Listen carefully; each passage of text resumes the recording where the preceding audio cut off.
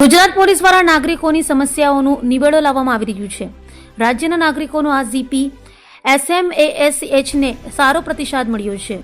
GPSMASH Gujarat police social media monitoring awareness and systematic હેન્ડલિંગની પહેલ સફળ નીવડી રહી હોય તેમ રાજ્યના નાગરિકોની ખૂબ સારા પ્રતિભાવો મળી રહ્યા છે. આ અંગે ડીસીપી વિકાસ સહાયે જણાવ્યું હતું કે ટીમે 850થી વધુ નાગરિકોની રજૂઆતોને સંબંધિત અધિકારીઓ સુધી પહોંચાડી તેમના પ્રશ્નો ગણતરીના કલાકોમાં ઉકેલી નાખ્યા હતા.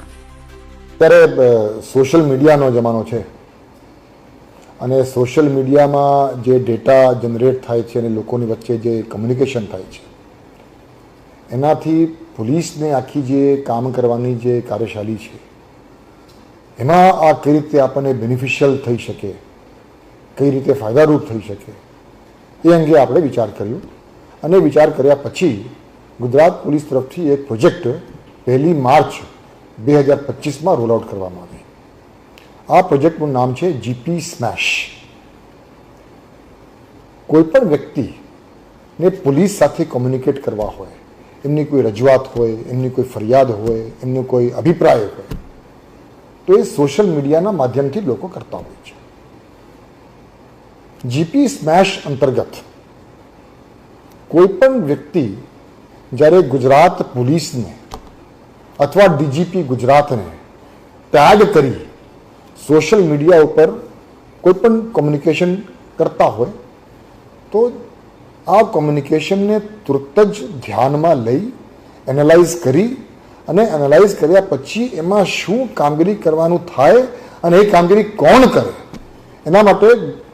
DGP ઓફિસ પોલીસ ભવનમાં એક GP સ્મેશ ટીમની રચના કરવામાં આવી અને એ જ રીતે ગુજરાત રાજ્યના દરેક પોલીસ કમિશનરેટમાં અને દરેક જિલ્લાઓમાં પણ એક GP સ્મેશની ટીમની રચના કરવામાં આવી. હવે દાખલા તરીકે કોઈ પણ વ્યક્તિ DGP ગુજરાતને અથવા ગુજરાત પોલીસના હેન્ડલ ઉપર કોઈ સોશિયલ મીડિયાના માધ્યમથી આપણને કોઈ માહિતી આપે અથવા કોઈ રજૂઆત કરે, કોઈ ફરિયાદ કરે અને એ ફરિયાદ દાખલા તરીકે સુરેન્દ્રનગર જિલ્લાનું હોય તો તુરત જ આપણી સોશિયલ મીડિયા હેન્ડલથી SP સુરેન્દ્રનગરને આપણે ટેગ કરી નાખીએ છીએ. એ ટેગ કરતાની સાથે SP સુરેન્દ્રનગરની ઓફિસની GP સ્મેશની ટીમના ધ્યાન ઉપર આવે તો એના ઉપરથી એ તાત્કાલિક ત્યાં કાર્યવાહી કરે અને આપણે જે SP સુરેન્દ્રનગરને જાણ કરીએ છીએ એ આપણે જે તે કમ્પ્લેનન્ટને, જે તે ફરિયાદીને પણ જાણ કરીએ છીએ કે તમારી જે કંઈ ફરિયાદ છે એ ફરિયાદ SP સુરેન્દ્રનગરને મોકલી આપવામાં આવી છે. એના ઉપરથી SP સુરેન્દ્રનગર કે SP જુનાગઢ હોય કે પોરબંદર હોય એ લોકો જે કંઈ કાર્યવાહી કરે એ કાર્યવાહી ત્વરિત પૂર્ણ કરી શું કાર્યવાહી કરવામાં આવી છે એની જાણ પણ સોશિયલ મીડિયાના માધ્યમથી DGP ગુજરાતને પણ કરે, ગુજરાત પોલીસ અંડરને પણ કરે અને જે તે ફરિયાદીને પણ કરે. એટલે કોમ્યુનિકેશનની આખી જે ચેનલ છે સોશિયલ મીડિયાના માધ્યમથી એ ખૂબ ત્વરિત થઈ જાય અને આપણે આ કાર્યવાહી તુરત જ અને પરિણામલક્ષી થાય એના માટે આપણે જ્યારે ચાલુ કર્યું 1 માર્ચ 2025માં ત્યારથી લઈને અત્યાર સુધી આશરે 850થી વધુ ફરિયાદોનું નિકાલ અને રિઝોલ્વ આ GP સ્મેશના માધ્યમથી કરવામાં આવી છે. ખૂબ સારા સક્સેસ સ્ટોરીઝ છે. હમણાં 2-3 દિવસ પહેલાં જ આપણે ખ્યાલ હશે કે નર્મદા જિલ્લામાં